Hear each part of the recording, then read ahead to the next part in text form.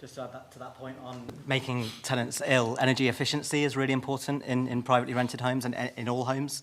And the U-turn by the UK government recently to not raise the minimum efficiency standards to C and above was reckless in our view. It basically means that there's over 100,000 homes in Wales that are continuing to pay a premium on their fuel bills, just trying to keep their home warm because it's not fit to be warm. That's 61% of the homes in Wales are currently rated D or E, and there's no kind of stick to go with the carrot of the offers to help with retrofits. There's no stick of actually driving up the standards now from the UK government. So we encourage Welsh Government to continue to push for that to happen. If I may just very briefly give a few experiences as well.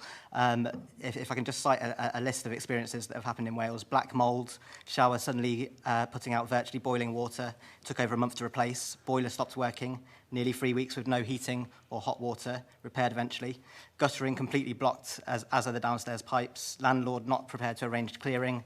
Agents trying to help, but landlord refusing. All of those issues are from one person, Amanda in Carmarthen. There's two things that Welsh Government could do very quickly to help Amanda. These aren't reserved powers. They could introduce an ombudsman. I spoke to the ombudsman yesterday, doing a bit of user experience to find out how they would direct a private renter. The ombudsman is, of course, for social housing, so for housing associations and for council houses.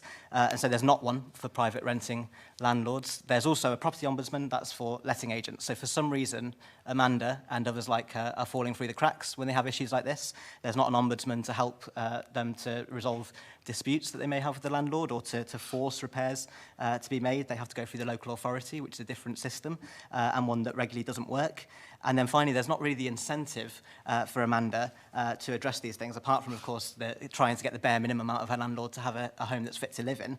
There's not an incentive of what happens afterwards, apart from receiving that bare minimum. So rent repayment orders, which hopefully we'll get onto later, are really, really important. They're much more expansive in other countries in the UK.